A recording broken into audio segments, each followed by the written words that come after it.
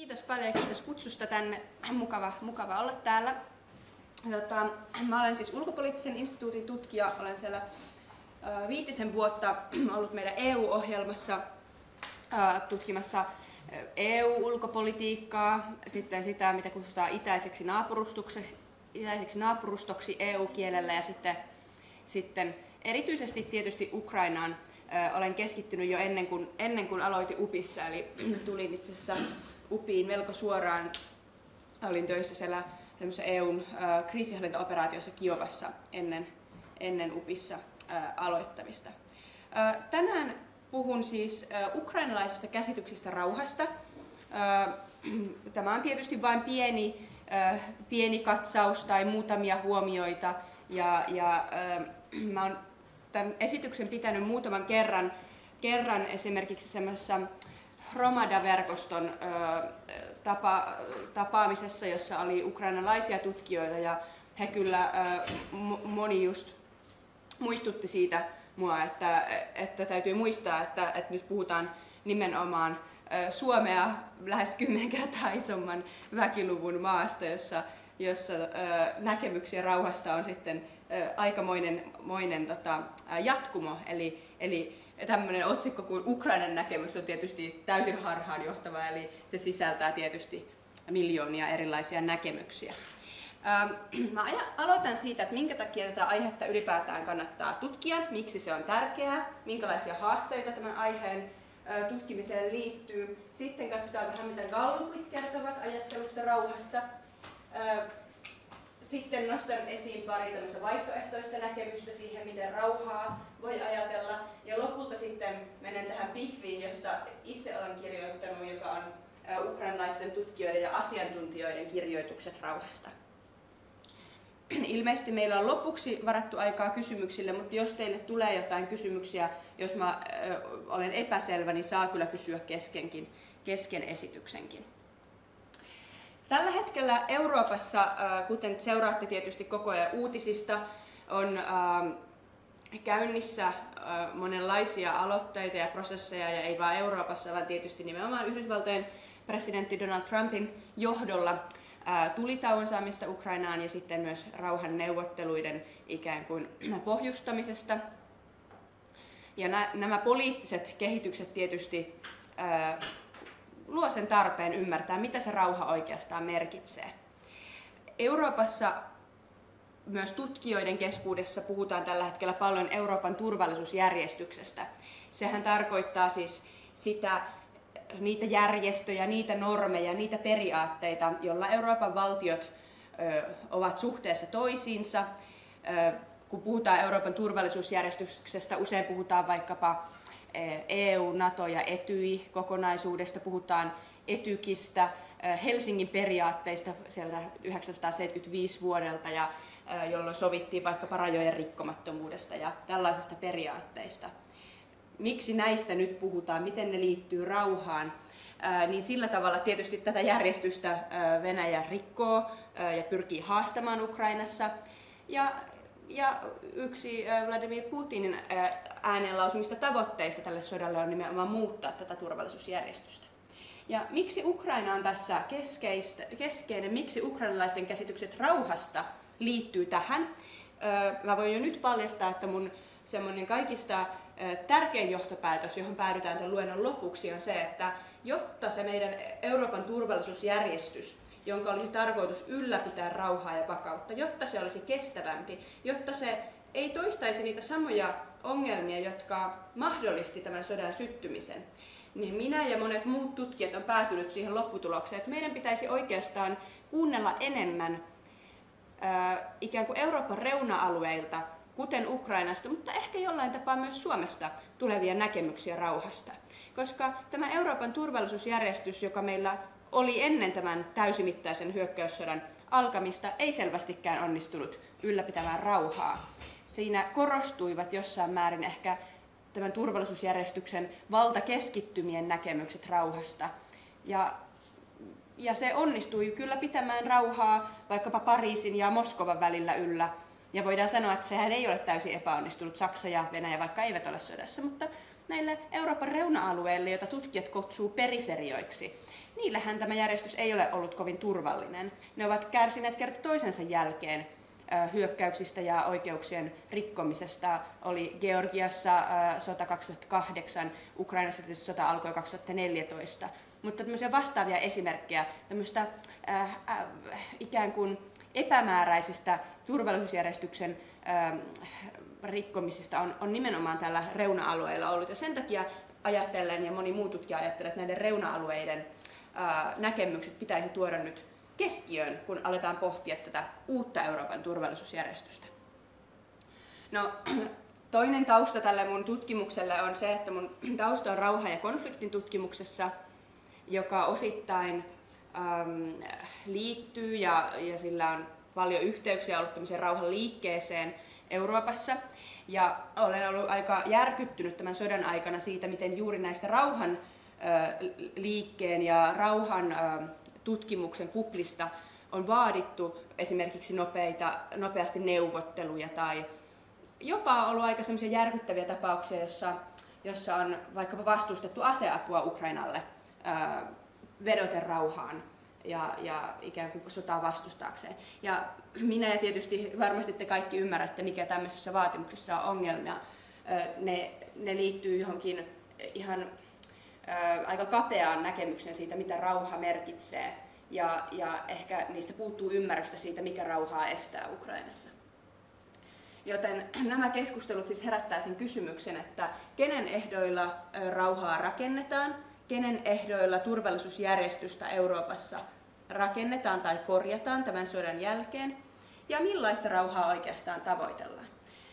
Rauhan tutkimuksesta sitten on kyllä helppo poimia sellaisia käsitteitä, jotka auttaa ikään kuin kriittisesti käymään tätä keskustelua, ja yksi sellainen, mihin viittaan tänään, on Johan Galtungin, norjalaisen rauhantutkijan, negatiivisen ja positiivisen rauhan käsitteet. Ne on aika semmoisia tosi yksinkertaisia käsitteitä, mutta mä kerron teille jo, että se negatiivinen rauha merkitsee siis vain väkivallan poissaoloa, kun taas positiivinen rauha merkitsee sitä, että on myös oikeuksia ja ikään kuin harmoniaa ja vapauksia ja ajatellaan, että ihmiset ja yhteisöt voivat jollain tavalla elää sopusoinnussa, ei pelkästään ikään kuin sorron alla ilman väkivaltaa, vaan siihen liittyy myös positiivisia yhteiselon piirteitä.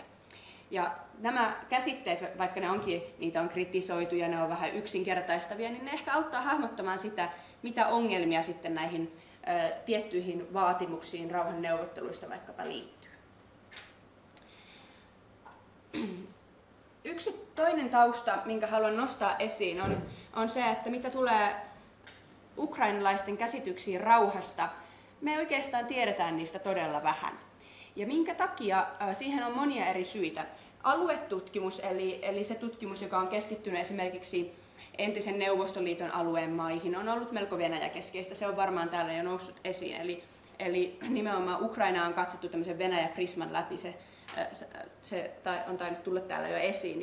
Ja ei ole tehty niin paljon tutkimusta ukrainalaisesta ajattelusta tai vaikkapa georgialaisesta ajattelusta kuin venäläisestä ajattelusta. Tai on jopa erehdytty luulemaan, että venäläinen ajatteluhan on ihan sama kuin ukrainalainen ajattelu rauhasta. Eli ei ole osattu tehdä erontekoa näiden välillä.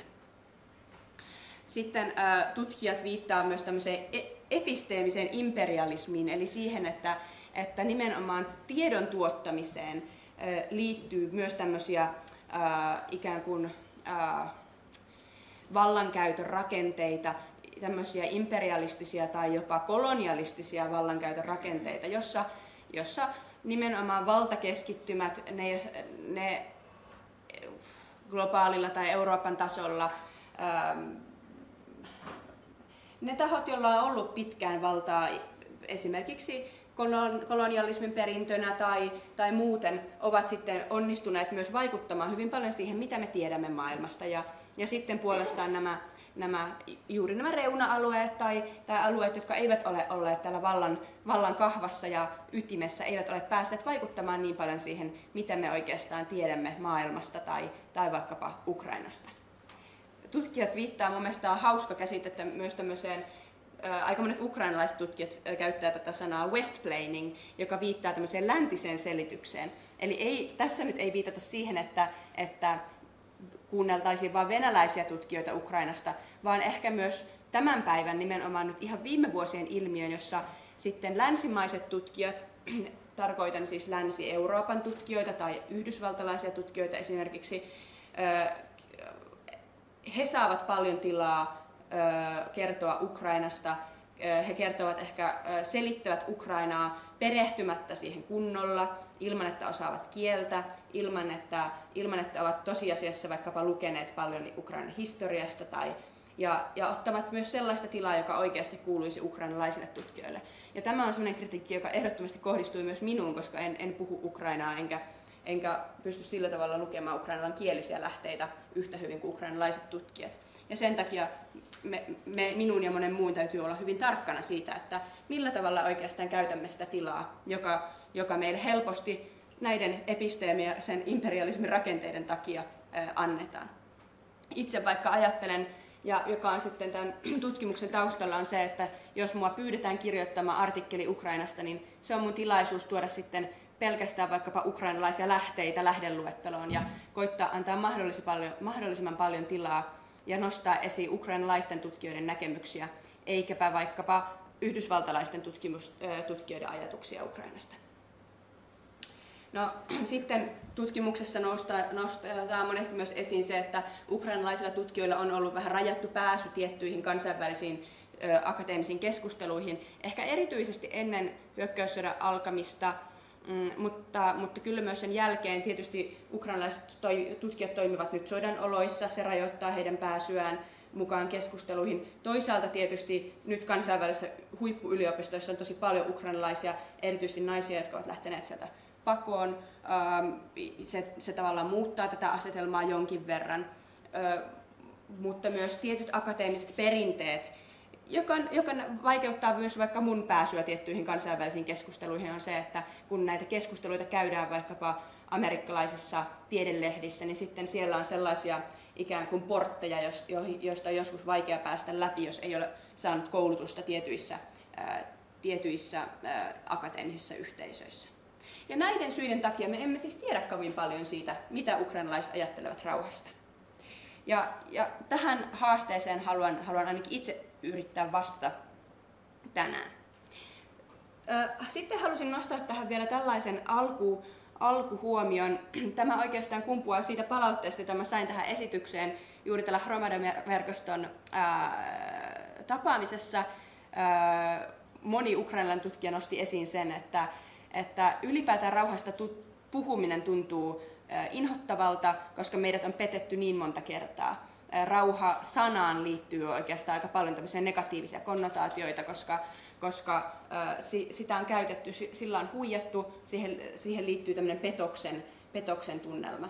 Ja samaan aikaan tosi monet ukrainalaiset tutkijat sitten on kyllä nostaneet esiin myös sitä, että ukrainalaisia aina syytetään jotenkin sotaisiksi tai heitä syytetään siitä, että he eivät halua rauhaa. Samaan aikaan, kun se tausta on tämä, eli että rauhaan on liittynyt monta tämmöistä petosta. Ja sen takia se sana rauha itse asiassa, muistaakseni itse asiassa juuri tämä Johan Galtung on kirjoittanut siitä, että rauha-sana on aika hassu, kun sitä on helppo käyttää ihan minkä tahansa perusteluun. Ja se, joka sitten vastustaa ja sanoo, että itse asiassa tuo rauha ei kuulosta nyt hyvältä, niin sitten häntä helposti syytetään sotaisuudesta. Eli tähän rauha-sanaan liittyy aika paljon merkityksiä. Sitä on vaikea vastustaa ja sillä on helppo perustella sellaisiakin asioita, jotka eivät ehkä ole oikeasti, niillä ei ole mitään tekemistä välttämättä rauhan kanssa. Sen minkä takia rauhaa nämä ukrainalaiset kollegani nostivat tai halusivat korostaa tätä petosta, niin liittyy näihin esimerkiksi historiallisiin tapahtumiin, jossa Ukrainalle vastineeksi ydinaseiden luovuttamisesta Venäjälle tuhottavaksi sille annettiin julistus turvatakuista, ja tämä ei tietenkään nyt ole sitten tuottanut mitään tulosta tai näistä takeista huolimatta Venäjä sitten hyökkäsi Ukrainaan ja sitä ei lähdetty tukemaan sillä tavalla kuin odotettiin. Sitten tässä välissä Normandia-formaatin neuvottelut Ranskan ja Saksan johdolla johtivat 2 tällaiseen sopimukseen, jotka eivät myöskään olleet Ukrainalle ollenkaan reiluja tai edullisia tai edes mahdollisia toteuttaa. Tähän koko prosessiin liittyy myös sellainen sävy, että Ranskan ja Saksan tuella Venäjä sai aika paljon vaatimuksia läpi tässä neuvotteluprosessissa. Sellaisiakin vaatimuksia, joita joku toinen rauhan välittäjä olisi sitten voinut ehkä niihin suhtautua vähän kriittisemmin. Eli tämäkin prosessi koetaan sitten aika epäreiluna ja tämmöisenä huonona kokemuksena rauhanneuvotteluista, jossa syntyi esimerkiksi sellaisia kirjauksia näihin sopimuksiin, jotka olisivat olleet sitten lopulta vaarallisia Ukrainan itsemääräämisoikeudelle. Eli ehkä noihin edellisiin syihin liittyen siihen, että on totuttu kuuntelemaan venäläistä ajattelua Ukrainasta ja venäläisiä viestejä, ei sitten osattu tässäkään prosessissa suhtautua kriittisesti niihin vaatimuksiin, joita Venäjä näissä neuvotteluissa esitti. Näissä neuvotteluissa oli myös vähän epäselvää, mikä se Venäjän rooli on. Venäjä ei ikään kuin selvästi, sitä ei tunnistettu hyökkäjävaltioksi silloin tämän prosessin aikana. Sellainenkin vinouma tai tämmöinen harha siihen prosessiin liittyi. Sitten on syytä nostaa esiin, että tietysti itse asiassa se oli silloin, kun asuin Kiovassa, Zelenski kampanjoi siellä presidentinvaalikampanjassa kärkenä se, että hän neuvottelee rauhan tähän jo alkaneeseen aseelliseen konfliktiin Itä-Ukrainassa. Ja sitä hän sitten puuhasikin tässä presidentiksi astumisensa ja tämän täysimittaisen hyökkäyssodan välisenä aikana. Se on vain hyvä nostaa esiin tänä aikana, jona usein Ukrainaa ja Zelenskiä syytetään siitä, että hän ei olisi rauhan puolella tai ei olisi halukas neuvotteluihin. Että tosiasiassa sehän oli juuri se kärki, jolla hänet presidentiksi valittiin, ja hän on siinä kyllä pyrkinyt silläkin tavalla tätä konfliktia ratkaisemaan. Sitten tietysti myös silloin tämän täysimittaisen hyökkäyssodan alettua meillä oli muutamia tämmöisiä neuvottelukosketuksia ja tunnusteluita, jotka eivät tuottaneet tulosta, ja sitten monien inhottavien tapahtumien jälkeen ne sitten jäivät taakse. Toisaalta sitten taas on tiettyjä tämmöisiä neuvottelutilanteita, jotka ovat olleet ihan kohtalaisen onnistuneita, eli koko ajan Ukraina ja Venäjä ovat vaihtaneet vaikkapa vankeja. On sovittu myös näistä viljakuljetuksista Turkin ja yhdistyneiden kansakuntien tuella, eli ikään kuin samaan aikaan, kun on monia tämmöisiä kokemuksia, joissa rauhanneuvottelut, rauhansopimukset ovat niin osoittautuneet petokseksi tai täysin mitään merkityksettömiksi, niin samaan aikaan on myös joitain tämmöisiä ihan onnistuneitakin ikään kuin pieniä neuvottelukokemuksia, jotka ovat olleet onnistuneita. No, nämä nyt tämmöisinä alustavina huomioina. Rauhahan on käsitteenä niin iso, ja mitä se merkitsee, että tässä kyllä mä lähestyin sitä tämän luennon aikana aika monesta tämmöisestä pienestä näkökulmasta, ja tässä on nyt siis noussut esiin se, minkä takia me ei siitä tiedetä, miksi sitä on niin vaikea ymmärtää, minkälaisia harhoja siihen liittyy ja minkälainen painolasti tällä sanalla on. No, nyt seuraavaksi mennään sitten enemmän tähän päivään. Haluan nostaa muutaman gallupin esiin, tuodakseni esiin 2 ukrainalaisen tämmöisen tutkimuslaitoksen työn, eli Kyiv International Institute of Sociology tekee jatkuvasti aika vaikuttavaa tämmöistä kyselytutkimustyötä, samoin myös Razumkov Center, jonka kanssa mä teen myös yhteistyötä. Ja mä nostan kohta esiin muutaman heidän tekemänsä kyselytutkimuksen tuloksen. Kannattaa mennä heidän nettisivuilleen katsomaan, siellä on siis todella paljon dataa erilaisista aiheista, ei pelkästään sotaan ja rauhaan liittyen, vaan vaikkapa EU- tai NATO-jäsenyyteen liittyen ukrainalaisten näkemyksiä. Nämä Kyiv International Institute of Sociology tutkimukset on ennen kaikkea puhelututkimuksia, ja Razumkov Centerin on tutkimukset tämmöisiä kasvokkain tehtyjä haastatteluita. Näihin kyselytutkimuksiin liittyy tietysti joitain rajoitteita ja haasteita, erityisesti nyt sodan aikana. On tietysti todella merkittävää, että nämä tahot ovat pystyneet jatkamaan tätä kyselytutkimustoimintaa sodan aikana, nimenomaan täysmittaisen sodan aikana. Se on meille Ukrainan ulkopuolella toimiville tutkijoille todella arvokasta, että me saadaan tätä dataa. Se on tietysti myös näkyy mediassa, näihin tutkimuksiin viitataan paljon.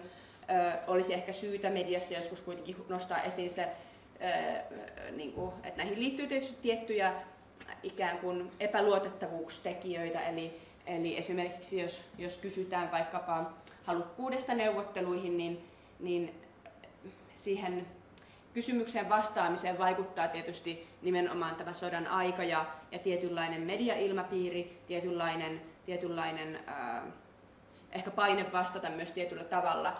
Eli tästä on paljon sitten taas tutkimuskirjallisuutta, mitä niin kuin pitää ottaa huomioon näitä kyselytutkimustuloksia tulkitessa.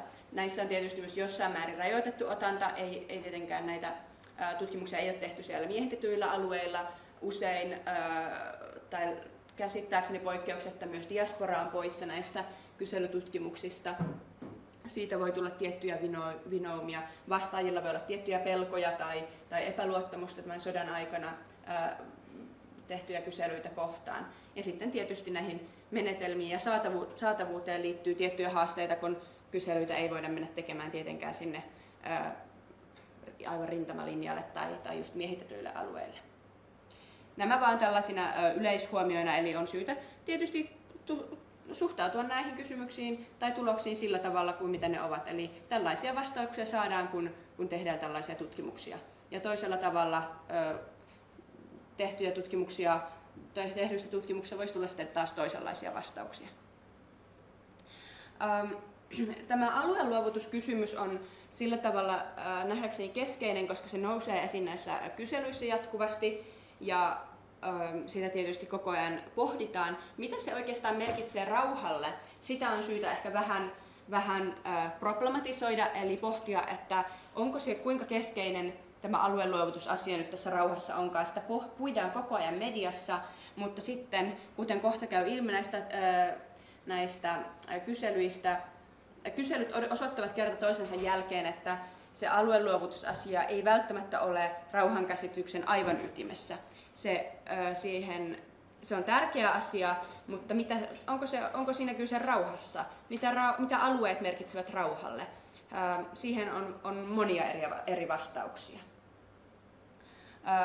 Tässä on tämmöinen kyselytutkimuksen tulos, jossa sinisellä on kuvattu niitä vastaajia, jotka ovat vastanneet, että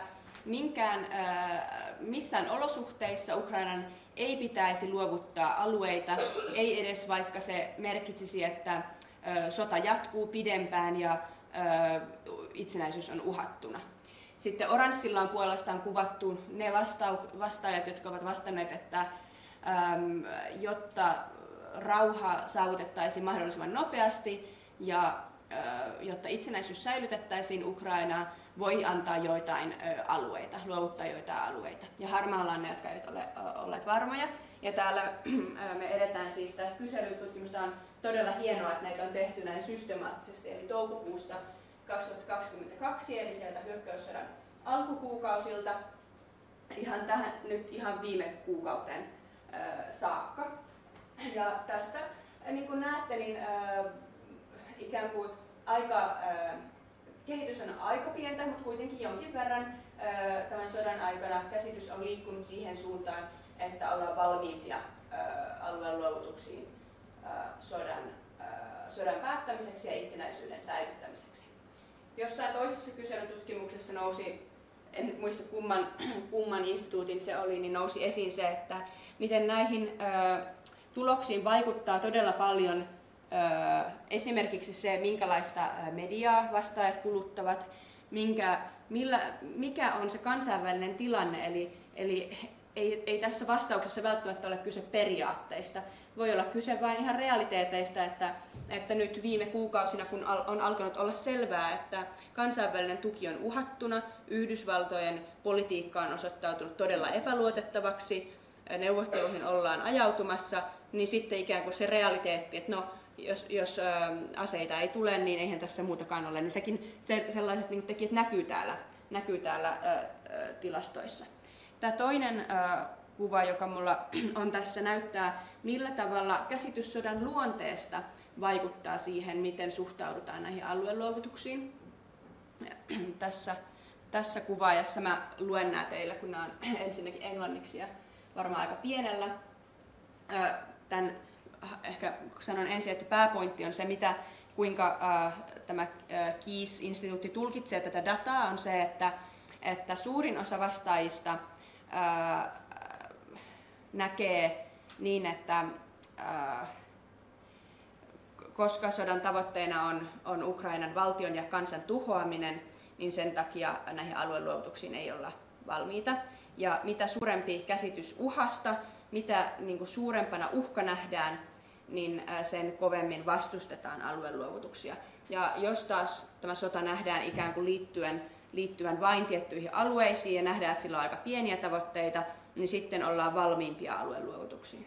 Ja täällä, nämä on siis QR-koodeja, varmaan huomasittekin, ja täältä pääsette aina katsomaan tätä dataa tarkemmin. Eli tässä sanotaan, että on tämmöinen aika maksimalistinen näkemys siitä, mitä Venäjä tavoittelee tällä sodalla, eli liittyy nimenomaan Ukrainan kansakunnan ja valtion tuhoamiseen. Ja täällä puolestaan on sitten tällainen nevassa, jotka ajattelevat, että sodalla on aika pieniä tavoitteita, eli vain tiettyjen alueiden saaminen haltuun. Ja näistä vastauksista käy ilmi, että ne, jotka näkevät sodan tavoitteet pienempinä, ovat valmiimpia alueluovutuksiin, ja ne, jotka näkevät sodan tavoitteet suurempina, ovat sitten näitä alueluovutuksia vastaan. Tässä on tämmöisiä vähän välivaihtoehtoja tässä, nämä liittyy eri alueiden hallintaan. Ja, joo. Mennään sitten eteenpäin myös aikaa ajatellen. Sitten tämä Kyiv Institute of International Studies oli tehnyt myös todella kiinnostavan tämmöisen vähän kokeellisen selvityksen siitä, minkälainen rauhan sopimus voisi olla hyväksyttävä. No, mä näytän ehkä ensin tämän taulukon. Tämä oli aika kiinnostavasti tehty tutkimus, jos teitä kiinnostaa, te voitte käydä sieltä nettisivuilta katsomassa. Tässä sinisellä on kuvattu ne, jotka voivat hyväksyä, oranssilla ne, jotka eivät voi hyväksyä tällaista sopimusta. Ja 74% vastaajista voisi hyväksyä sopimuksen, tai voisi kuvitella hyväksynsä sopimuksen, johon liittyy kunnolliset turvatakuut, EU-jäsenyys, Venäjä kuitenkin säilyttää hallinnan joillain alueilla, Ukrainan kieli säilyy ainoana kielenä ja virallisena ja valtion kielenä, ja Ukraina säilyttää ikään kuin täyden päätöksentekoon liittyvän itsenäisyyden. Eli sellainen sopimus olisi näin hyväksyttävä, ja sitten puolestaan 71% vastustaisi sellaista sopimusta, jota Keyes kutsui tämmöiseksi antautumiseksi, johon sisältyisi ei-turvatakuita, NATOa näkemän sulkeutuminen, EU-jäsenyyden kieltäminen, Venäjä edelleen kontrolloi kaikkia hallitsemia alueita, Venäjän kielestä tulee virallisesti toinen valtion kieli, ja Ukrainan täytyy koordinoida ulkopolitiikan tai politiikkansa Venäjän kanssa. Ja mitä tästä nyt sitten tämä Keyes päättelee on se, että ukrainalaisille tärkeintä on, että turvatakuut, täysi itsenäisyys päätöksenteossa ja EU-jäsenyys säilyy. Tässä vielä näitä johtopäätöksiä. Nämä on siis nimenomaan tuon Keyes-instituutin omia johtopäätöksiä tästä datasta. Ja mikä tässä oli minulle ainakin aika mielenkiintoista oli se, että tässähän nyt ei korostu nämä aluekysymykset. Tämä ikään kuin haastaa sitä ehkä mediakeskustelua, jossa me jatkuvasti keskustellaan vain alueista. Kuitenkin näille vastaajille kaikista tärkeintä oli sen itsenäisen päätöksenteon säilyminen, hyvät turvatakuut, Tietysti näiden alueet myös liittyy tähän, eli jos alueita siirtyy takaisin Ukrainan hallintaan, silloin tätä sopimusta pidettiin hyväksyttävämpänä. Mulle kiinnostavaa oli se, että itse asiassa aseapua Ukrainalle pidettiin tärkeämpänä kuin NATO-jäsenyyttä. En tiedä, mihin se liittyy. Liittyykö se siihen, että tämä NATO-jäsenyyttä ei nähdä enää mahdollisena, tai että se on ollut nyt niin paljon ikään kuin kielteisesti esillä, mutta näin kuitenkin vastattiin, eli mittava aseapu Ukrainalle nostaa tällaisen sopimuksen hyväksyttävyyttä enemmän kuin NATO-jäsenyyslupaus. Ja sitten myös se, että ikään kuin onko venäjän kielen asema täysin Ukrainan itsensä päätettävä vai kirjataanko se johonkin sopimukseen, niin sillä oli myös väliä. Tästä ehkä mitä haluan tällä kaikella sanoa on siis se, että tämä on aika monimutkaista, eikö vain? Se, että mitä rauha merkitsee ja mihin voidaan suostua. Ei voida ajatella, että se liittyy vain alueisiin. Sitten yksi näkökulma tietysti, joka nousee monissa tutkimuksissa esiin, on se, että riippuu myös aika paljon keneltä kysytään. Eli jos me kysytään ihmisiltä Kiovassa, me saadaan erilaisia vastauksia kuin jos me kysytään ihmisiltä vaikkapa Luhanskissa, jo siellä miehitetyillä alueilla.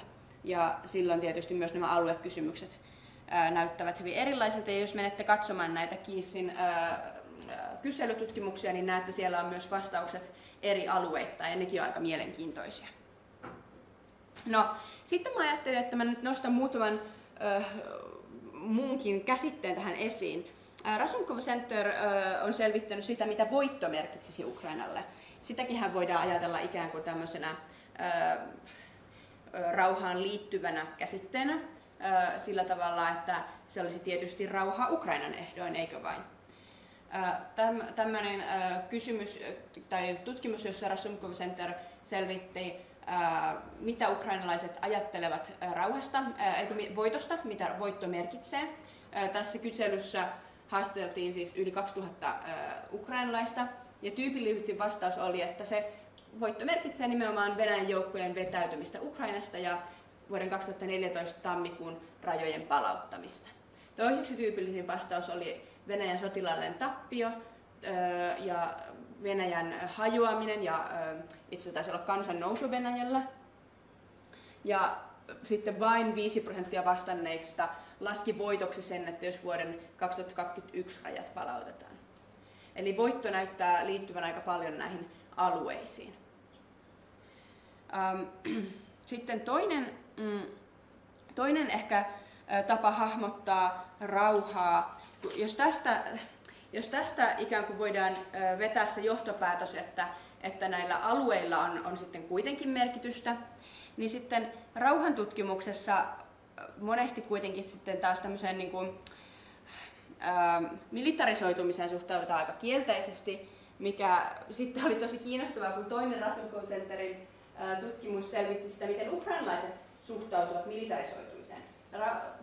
Nyt tällä vastaan ennen kaikkea siihen, mitä mä nostin aluksi esiin, sen, että ehkä erityisesti rauhan aatekuplassa on koko tämän sodan ajan noussut esiin sellaisia ajatuksia, että Ukrainan ei pitäisi lähettää aseita, vaan pitäisi olla nopea aselepo tai nopea rauhansopimus, jotta Ukrainaan saataisiin rauha. Ja tämmöistä militarisoitumiskehitystä, ja militarisoituminen siis merkitsee sitä, että sotilaalliset arvot, asenteet ja vaikkapa budjetointi asevoimiin kasvaa.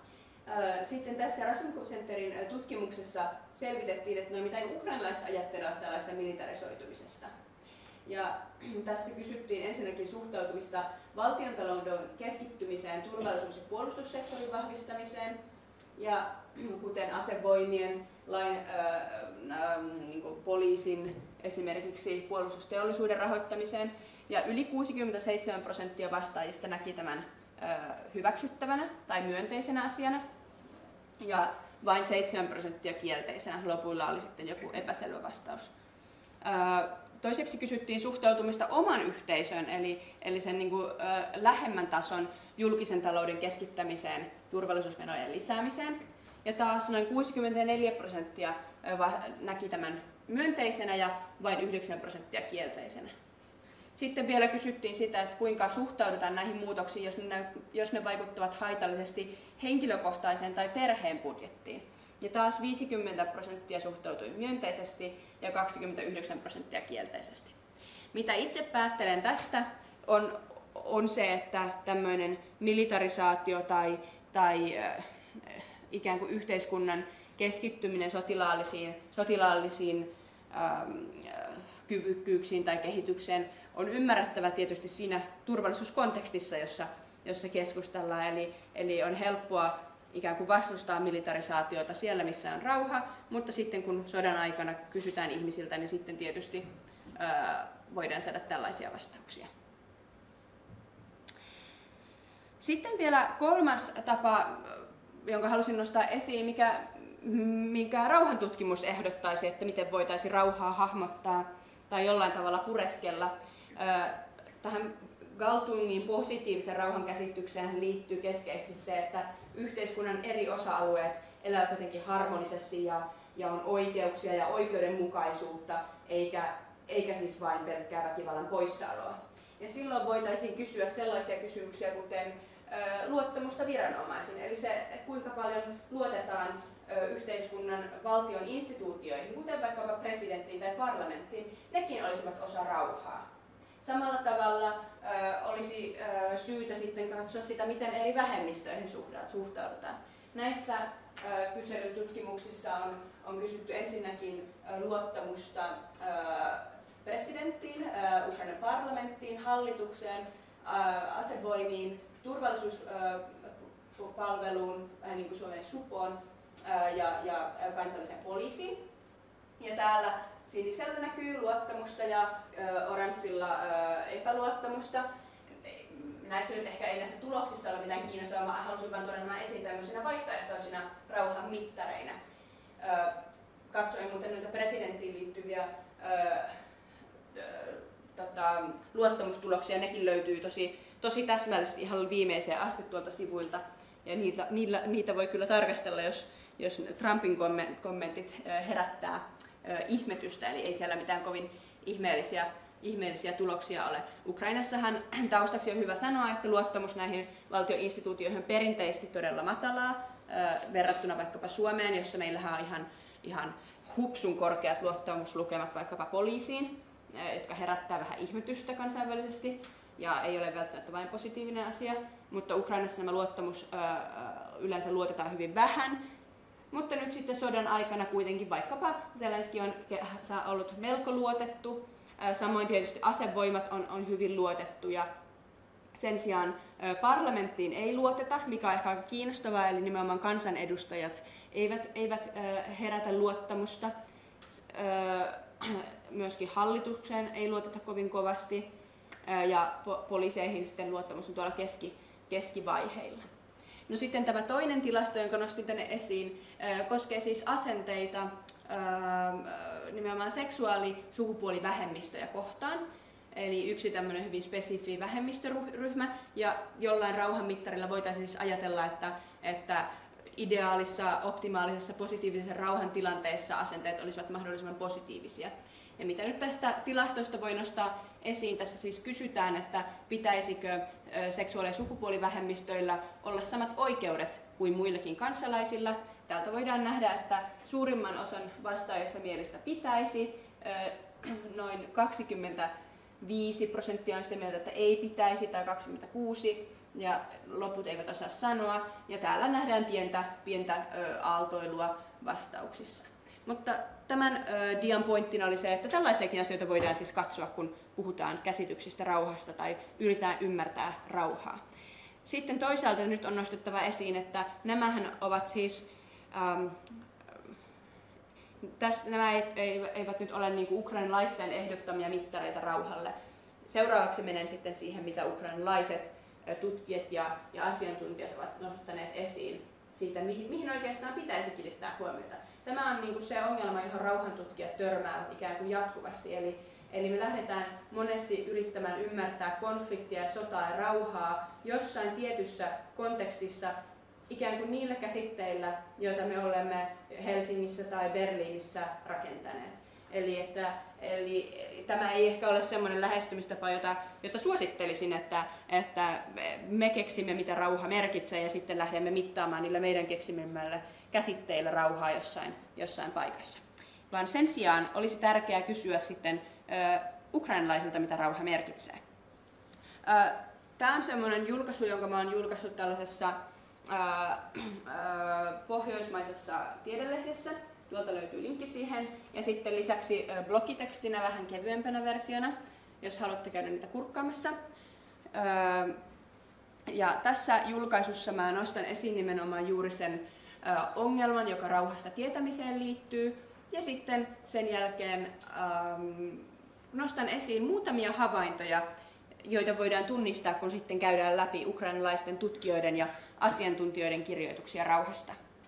Ja nyt mä luulen, että minulla on juuri aikaa sopivasti käydä läpi 5 löydöstä.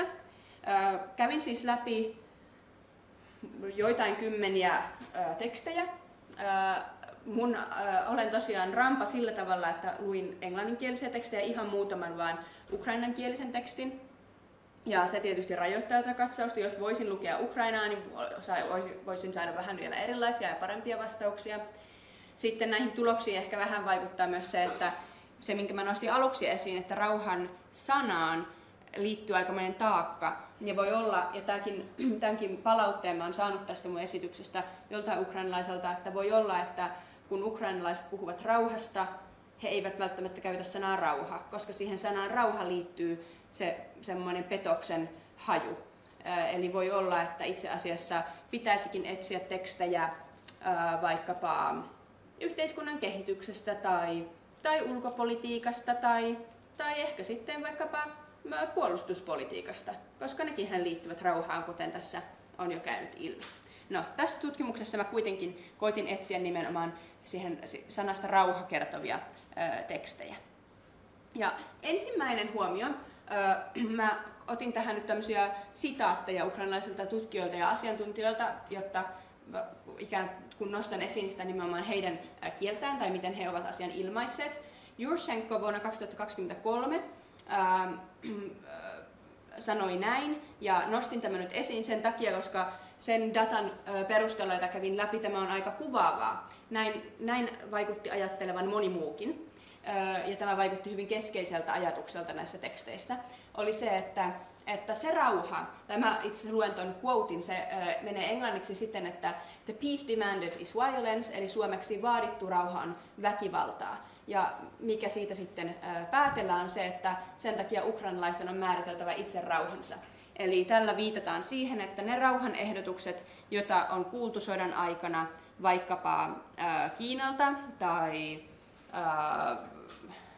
tässä varmaankin muistaakseni viitattiin, no en muista mihin juuri tässä tekstissä viitattiin, mutta monesti viitataan juuri tämmöisen eurooppalaisen vasemmisto-liberaalin rauhankuplan ajatuksiin. Ja halutaan nostaa esiin, että se mitä pasifisti Saksassa saattaa pitää rauhana, saattaakin olla väkivaltaa Ukrainassa. Ja minkä takia? No sen takia, että se ehkä nousee tuossa seuraavalla dialla esiin,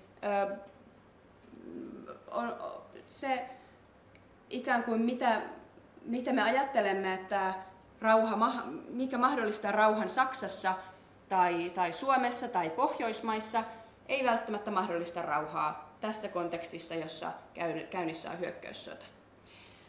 Näissä teksteissä nostetaan esiin myös se, että näihin ulkomaisiin rauhan ehdotuksiin vaikuttaa usein venäläiset narratiivit ja propaganda. Ja ne kehystyvät tapahtumia ja kehityskulkuja monesti juuri tällaisen imperialistisen tiedon pohjalta. Eli niissä ikään kuin monesti toistuu venäläiset ajatukset vaikkapa siitä, millä tavalla Ukrainaa voidaan hallita. Tämän niin kuin ytimessä on se ajatus, että kansainvälisten tutkijoiden ei pitäisi olettaa, että me tiedämme, mitä rauha merkitsee, vaan pitäisi odottaa jopa odottamattomia vastauksia. Ja ei olettaa tietävämme, mitä ukrainalaiset pitävät hyväksyttävänä ratkaisuna konfliktiin. Eli tämän löydöksen pihvi on siis se, että ei pidä olettaa, että tiedämme, ei pidä viedä käsitystä rauhasta ulkopuolelta, vaan kysyä nimenomaan niiltä, jotka sitä sodasta kärsivät, että mitä se rauha oikeastaan merkitsee. No, sitten se toinen löydös liittyy siihen, minkälaista rauhaa tavoitellaan. Mä nostin tähän Ryabchukin sitaatin, joka menee englanniksi siten, että all the war crimes and crimes against humanity should be properly investigated and criminals brought to court, and all the due reparations should be paid by the aggressor state. Eli kaikki sotarikokset ja rikokset ihmisyyttä vastaan on tutkittava ja rikolliset tuotava oikeuteen, ja kaikki korvaukset on maksettava hyökkääjävaltion toimesta. Ja tämäkin oli siis sellainen ajatus, joka nousi esiin jatkuvasti näissä kirjoituksissa, ja sen takia nostin sen esiin. Ja tämä liittyy siis siihen, mikä mediassa ehkä monesti tunnetaan tämmöisenä ajatuksena oikeudenmukaisesta rauhasta. Zelenskin myös rauhansuunnitelma nostaa tämän käsitteen esiin. Siinä puhutaan siis just peace, eli oikeudenmukainen rauha. Ja se on hyvin erilainen ajatus rauhasta kuin mitä vaikkapa Kiinan rauhansuunnitelma esittää. Kiinan rauhansuunnitelma tai ehdotus ehdottaa, että mikä tahansa rauha olisi parempi kuin sota. Mutta Zelenskin rauhansuunnitelmassa ja näiden ukrainalaisten tutkijoiden ja asiantuntijoiden teksteissä nousee esiin se, että rauhan pitäisi siis olla oikeudenmukainen. Oikeudenmukainen sillä tavalla, että esimerkiksi sotarikokset, rikokset ihmisyyttä vastaan tutkitaan. Tähänhän liittyy nyt sitten se kansainvälisen järjestelmän ja turvallisuusjärjestyksen ongelma, että meidän on perinteisesti ollut hyvin vaikea tuottaa oikeudenmukaisia ratkaisuja sotiin ja konflikteihin, erityisesti suurvaltoja, ja Venäjä ehkä semmoinen on sitten tässä Euroopan pienessä kontekstissa, on ollut vaikea tuoda vastuuseen teoistaan. Minkä takia? Sen takia, että meillä ei ole mitään valtioiden yläpuolista hallitusta tai hallintoa, vaan pelkästään foorumeita, kuten YK tai Etyj, joilla sitten voidaan keskustella näistä rikkomuksista. Sitten kansainväliset tuomioistuimet, joita meillä on, eivät ole olleet, niillä ei ole toimivaltuuksia pakottaa oikeudenmukaisuutta tai ratkaisuja, eli niiden kyky tuottaa oikeudenmukaisuutta on ollut hyvin rajallinen. Ja tämä on sellainen ongelma, mihin ei ole ratkaisua, mutta se ei tietenkään kumoa sitä, että sitä oikeudenmukaista rauhaa saa ja kannattaa tavoitella. Ja sitten sellainen asia, mitä minä ja moni muu tutkija ollaan nostettu esiin, on se, että samalla kun meillä tosiaan on tämmöinen aika epäoikeudenmukainen kansainvälinen järjestelmä, josta tämmöiset oikeudenmukaisuusmekanismit, eli ikään kuin siis tuomiovalta puuttuu, meillä ei ole kansainvälisellä tasolla yhtä toimivaa oikeusjärjestelmää kuin valtioiden tasolla, niin siitä huolimatta on aika paljon, mitä voidaan tehdä, jos meillä on poliittista tahtoa. Jos meillä on poliittista tahtoa pitää Venäjä vastuussa sotarikoksista, rikoksista ihmisyyttä vastaan tai ihan vain kansainvälisten normien rikkomisesta, hyökkäyssodan aloittamisesta, Helsingin periaatteen rikkomisesta. Jos meillä on poliittista tahtoa, niin kyllä niitä keinoja sitten löytyy. Ja keinoja on tietysti, ne keinot koostuvat pienistä palasista, niitä on tietysti pakotteet, jotka voidaan nähdä rankaisemisena, tai niitä on eristyksen jatkaminen, jos me lopetetaan Venäjän eristäminen kansainvälisestä taloudesta, niin se tietysti rikkoo tämmöistä vastuuvelvollisuutta, koska tämä eristäminen voidaan myös nähdä yhtenä tämmöisenä ikään kuin oikeudenmukaisuutta ylläpitävänä politiikkana. Samalla tavalla tietysti se, että jos suostutaan Venäjän vaatimuksiin vaikkapa Ukrainan NATO-jäsenyyden hylkäämisestä, niin sekin voidaan nähdä tämmöisenä oikeudenmukaisuutta ikään kuin nakertavana politiikkana. Eli näen itse sen asian niin, että tämä oikeudenmukaisuus, jota ukrainalaiset tutkijat vaativat ja jota Zelenski vaatii, voidaan toteuttaa ikään kuin pala palalta. Ei välttämättä täydellisesti, ei kokonaisesti, mutta jos meillä on tahtoa, on joukko politiikkoja, joiden avulla sitä voidaan tavoitella. No, sitten kolmas huomio, joka näistä teksteistä nousee esiin, huomaan, että minulla ei ehkä hirveästi enää aikaa jäljellä, on tämä itse asiassa ehkä kontekstina tämä Pigulin ja kymmenien vai oliko se jopa satoja allekirjoittajia, se on tämmöinen manifesti. Se julkaistiin vastauksena feministien manifestiin. Se taisi olla, mä muistan, että se oli saksalaisten alulle paneva tämmöinen feministinen manifesti sodasta Ukrainassa, joka oli hyvin pasifistinen. Siinä siis vaadittiin sodan lopettamista tietysti, mutta myös vastustettiin. Ei tunnustettu sitä, miten välttämätöntä aseellinen vastarinta Ukrainassa on. Niinpä ukrainalaiset feministit julkaisivat oman manifestinsa, jossa he korostavat, ja tämä nousee esiin monissa muissa kirjoituksissa, että on tehtävä ero sortavan väkivallan ja legitiimin itsepuolustuksen välillä. Eli ei voida erottaa väkivaltaa ja rauhaa, vaan on erotettava väkivallan tai ehkä voimakeinot olisi parempi suomennus, konteksti ja tarkoitus. Englanniksi se quote oli näin, että the essential difference between violence as means of oppression and as a legitimate means of self-defense.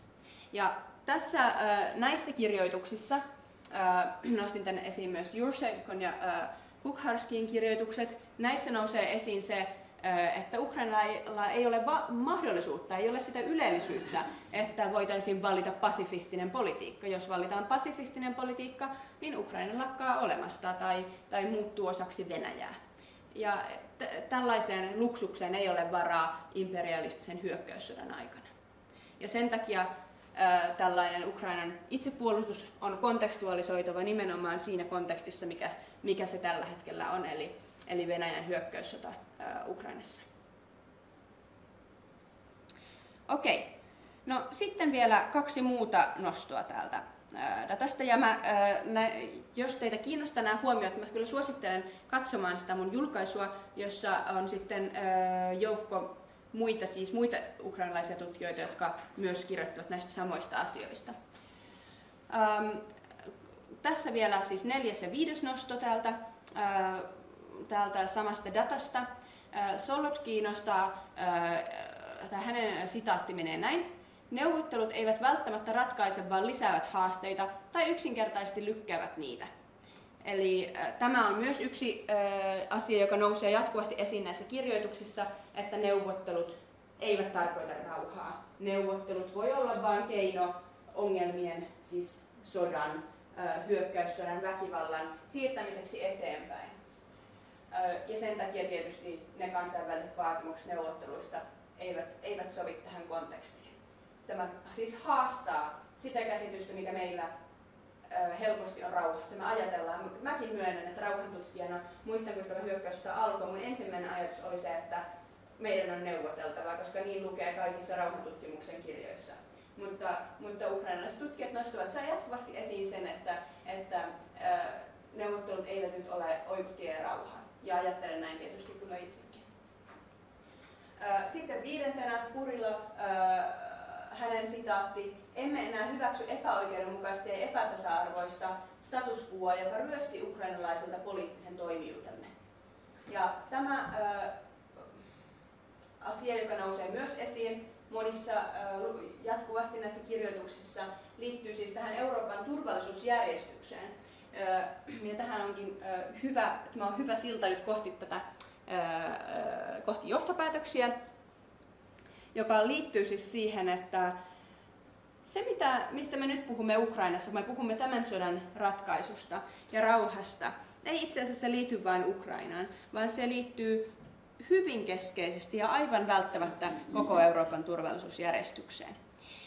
Se turvallisuusjärjestys, mikä meillä oli ennen tämän hyökkäyssodan alkamista, mikä meillä on kyllä edelleen, oli epäoikeudenmukainen ja on epätasa-arvoinen. Ja tämä kuulostaa tietysti tosi ideaalilta ja naivilta nostaa se esiin, ja eikä siihen varmasti olekaan mitään nopeita ratkaisuja. Ja varmasti epäoikeudenmukainen ja epätasa-arvoinen se tulee olemaan jatkossakin. Mutta siihen on kiinnitettävä huomiota, jos me pyrimme sitä muokkaamaan.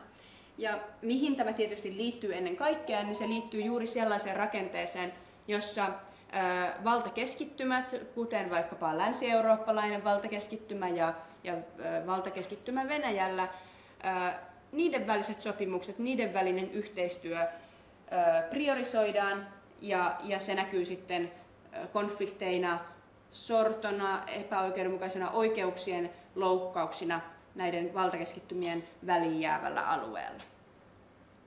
No, tässä sitten vielä muutama johtopäätös.